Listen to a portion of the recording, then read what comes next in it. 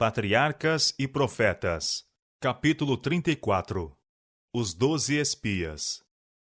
11 dias depois de partir do Monte Horebe, as hostes hebreias acamparam-se em Cádiz, no deserto de Parã, que não ficava longe das fronteiras da terra prometida. Ali foi proposto pelo povo que fossem enviados espias a fim de examinarem o país. Isto foi apresentado ao Senhor por Moisés, e ele lhes concedeu permissão com a instrução de que um dos príncipes de cada tribo fosse escolhido para tal fim. Os homens foram escolhidos conforme ficara determinado, e Moisés mandou-os ir ver o país, qual era o mesmo, sua situação e vantagens naturais, e o povo que nele habitava, notando se eram fortes ou fracos, poucos ou muitos, bem como deveriam observar a natureza do solo e sua produtividade, e trazer do fruto da terra. Eles foram e examinaram a terra toda, entrando pela fronteira ao sul e indo até a extremidade norte.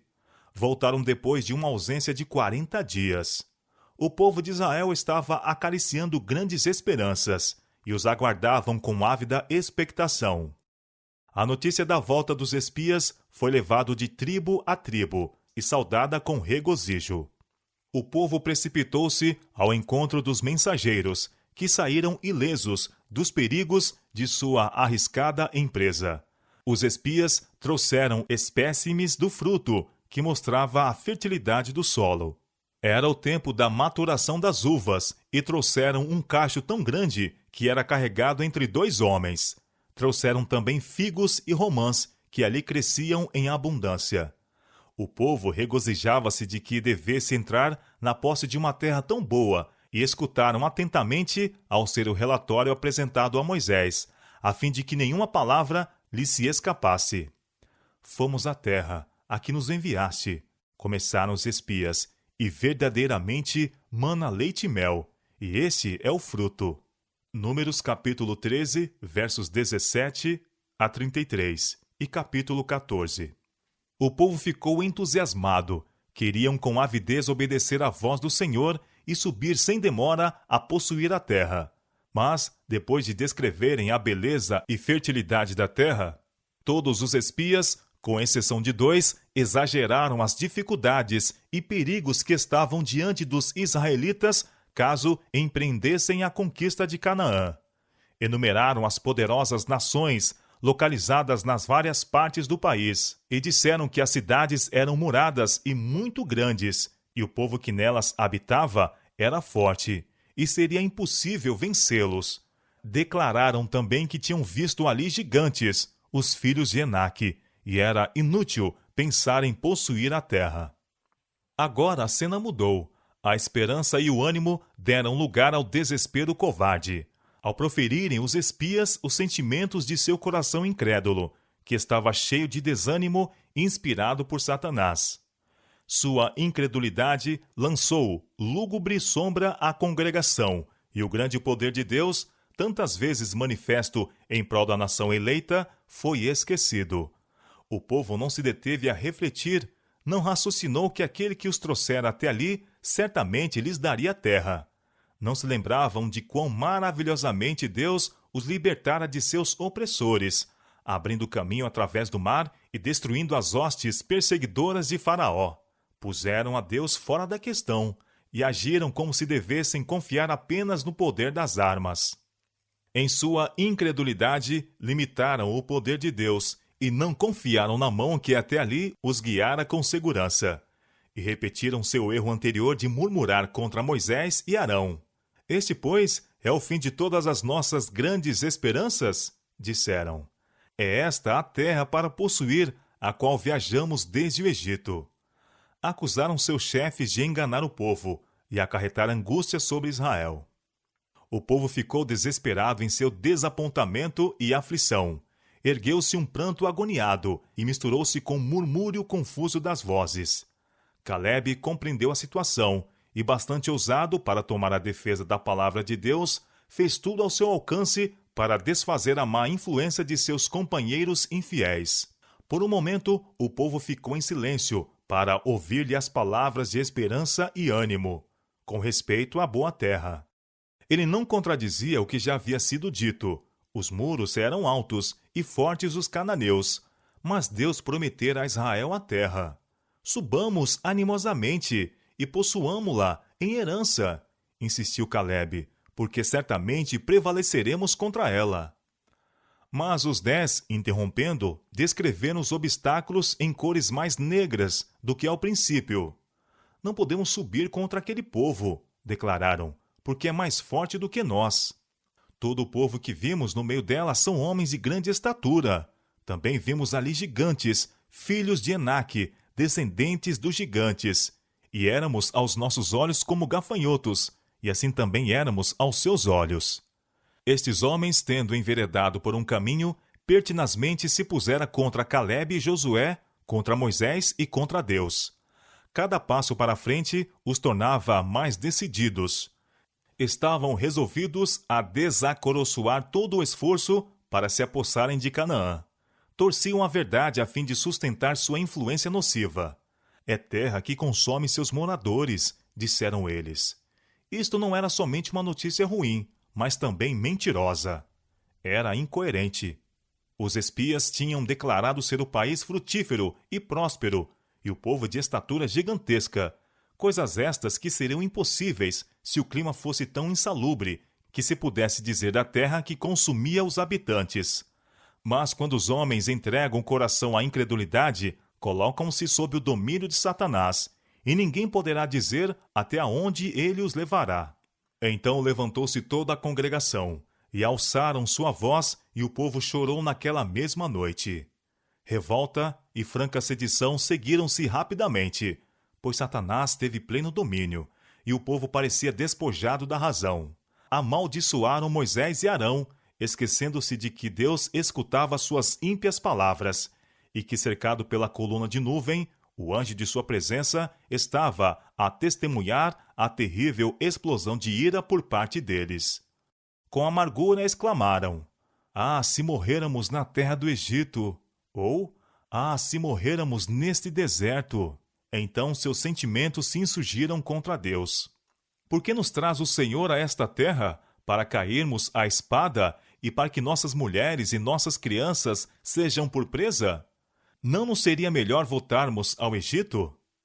E diziam uns aos outros: "Levantemos um capitão e voltemos ao Egito." Desta maneira, não acusavam somente a Moisés, mas ao próprio Deus, de os enganar, prometendo-lhes uma terra que eram incapazes de possuir. E chegaram ao ponto de designar um capitão para os guiar de volta à terra de seu sofrimento e cativeiro, da qual haviam sido libertos pelo braço forte da onipotência. Com humilhação e angústia, Moisés e Arão caíram sobre os seus rostos perante todo o ajuntamento dos filhos de Israel, não sabendo o que fazer para os demover de seu inconsiderado e apaixonado propósito. Calebe e Josué tentaram acalmar o tumulto. Rasgando as vestes em sinal de pesar e indignação, arrojaram-se entre o povo, e suas vozes penetrantes foram ouvidas acima da tormenta das lamentações e mágoa revoltosa. A terra pelo meio da qual passamos a espiar é terra muito boa. Se o Senhor se agradar de nós, então nos porá nesta terra, no-la dará, terra que mana leite e mel. Tão somente não sejais rebeldes contra o Senhor, e não temais o povo desta terra, porquanto são eles nosso pão. Retirou-se deles o seu amparo, e o Senhor é conosco, não os temais. Os cananeus tinham enchido a medida de sua iniquidade, e o Senhor não mais os suportaria. Sendo removida sua proteção, seriam presa fácil. Pelo conserto de Deus, a terra estava assegurada a Israel. Mas o relato falso dos espias infiéis foi aceito, e por meio dele, toda a congregação foi iludida. Os traidores haviam feito a sua obra. Se apenas 2 homens houvessem trazido o mau relato, e todos os 10 os animassem a possuir a terra em nome do Senhor, teriam também adotado o conselho dos 2, de preferência ao dos 10, por causa de sua ímpia incredulidade. Mas 2 apenas haviam advogado o que era reto, enquanto 10 estavam do lado da rebelião.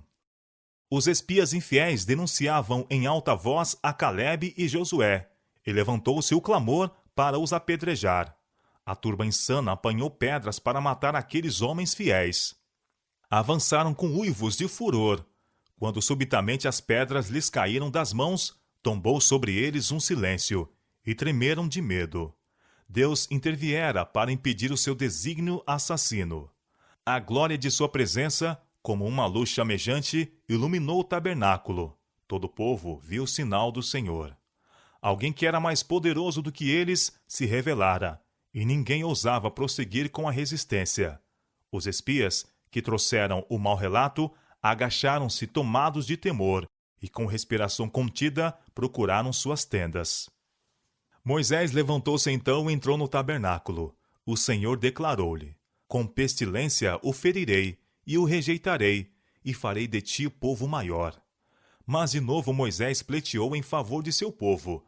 Não podia consentir em que fossem destruídos e deles se fizesse uma nação mais poderosa. Apelando para a misericórdia de Deus, disse: rogo-te que a força do meu Senhor se engrandeça, como tens falado, dizendo: o Senhor é longânimo e grande em beneficência. Perdoa, pois, a iniquidade deste povo, segundo a grandeza da tua benignidade, e como também perdoaste a este povo, desde a terra do Egito até aqui. O Senhor prometeu poupar Israel de destruição imediata, mas por causa de sua incredulidade e covardia, não poderia manifestar seu poder para subjugar os inimigos deles. Portanto, em sua misericórdia, ordenou-lhes, como o único meio seguro, que voltassem em direção ao Mar Vermelho. Em sua rebelião, o povo declarara: ah, se morrêramos neste deserto! Agora, esta oração devia ser atendida. O Senhor declarou: como falastes aos meus ouvidos, assim farei a vós outros. Neste deserto cairão os vossos cadáveres, como também todos os que de vós foram contados segundo toda a vossa conta, de 20 anos para cima. Mas os vossos filhos, de que dizeis, por presa serão, meterei nela, e eles saberão da terra que vós desprezastes. E quanto a Calebe, ele disse: porém o meu servo Calebe, porquanto nele houve outro espírito, e perseverou em seguir-me, eu o levarei à terra em que entrou, e a sua semente a possuirá. Assim como os espias haviam despendido 40 dias em sua viagem, deveriam semelhantemente as hostes de Israel vaguear pelo deserto 40 anos. Quando Moisés fez saber ao povo a decisão divina, a ira desse transformou-se em lamentação. Sabiam que seu castigo era justo. Os 10 espias infiéis, feridos por determinação divina pela praga, pereceram diante dos olhos de todo Israel, e em sua sorte o povo leu sua própria condenação. Agora pareciam arrepender-se sinceramente de sua conduta pecaminosa, mas entristeciam-se por causa do resultado do seu mau caminho, em vez de o ser pela intuição de sua ingratidão e desobediência. Quando viram que o Senhor não se abrandava na execução de seu decreto, surgiu de novo sua voluntariosidade e declararam que não voltariam ao deserto. Ordenando-lhes que se retirassem da terra de seus inimigos, Deus pusera à prova a sua aparente submissão e demonstrara que a mesma não era real. Sabiam ter pecado gravemente, consentindo em que seus sentimentos temerários os dominassem, e procurando matar os espias, que insistiam com eles para que obedecessem a Deus. Mas apenas estavam aterrorizados por achar que tinham cometido um erro terrível, cujas consequências lhes mostrariam desastrosas. Seu coração não estava mudado e tão somente necessitava de um pretexto para darem lugar a outra sublevação semelhante. Este se apresentou quando Moisés, pela autoridade de Deus, lhes ordenou voltarem ao deserto.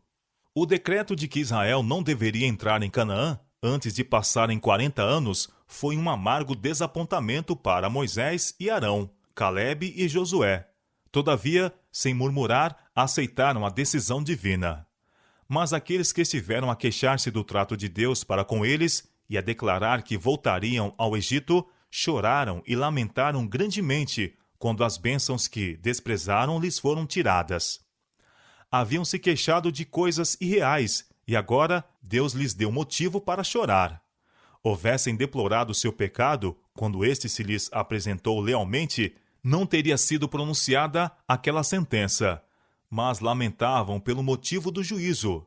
Sua tristeza não era arrependimento, e não poderia obter a revogação da sentença. Passaram a noite em lamentação, porém, com a manhã veio a esperança. Resolveram reparar sua covardia.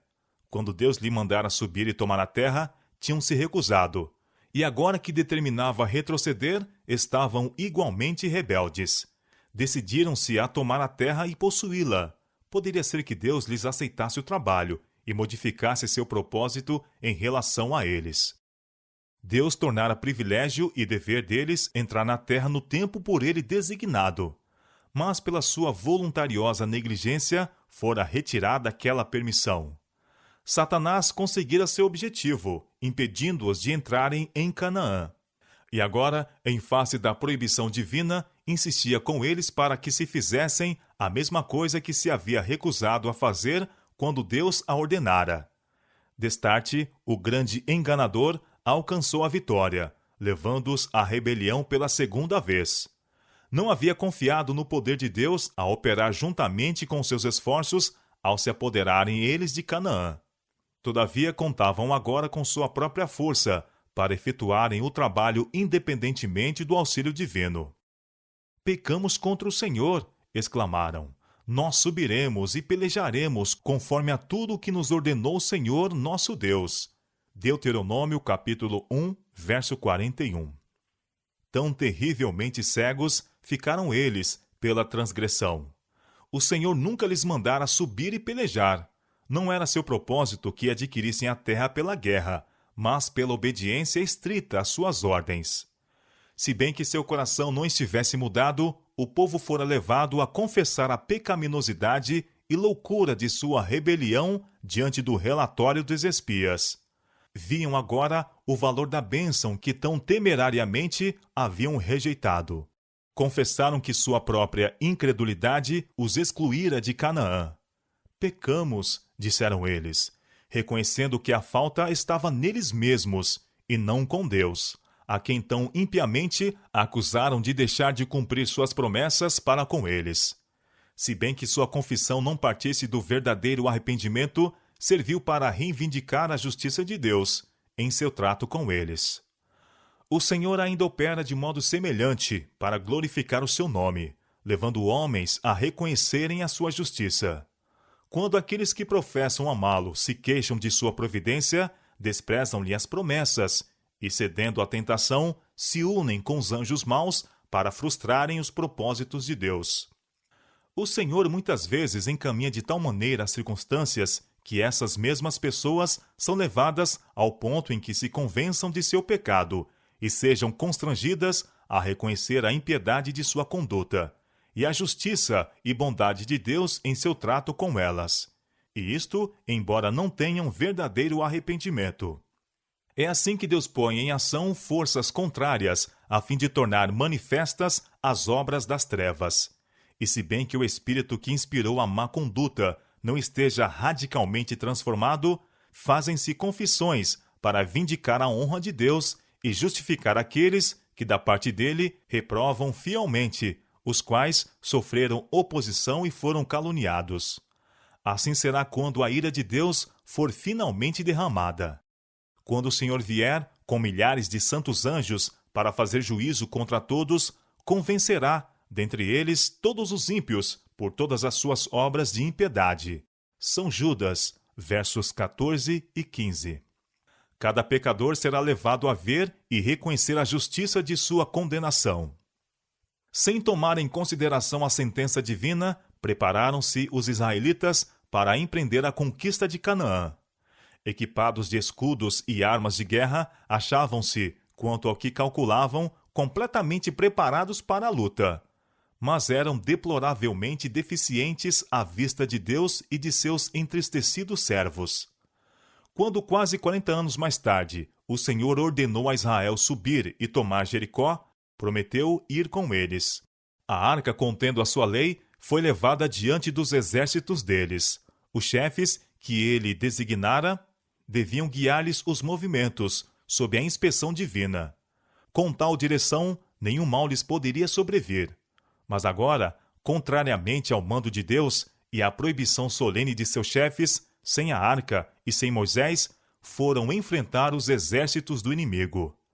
A trombeta soou o alarma, e Moisés apressou-se após eles, com aviso: Por que quebrantais o mandado do Senhor? Pois isso não prosperará. Não subais, pois o Senhor não estará no meio de vós, para que não sejais feridos diante dos vossos inimigos, porque os amalequitas e os cananeus estão ali diante da vossa face, e caireis à espada.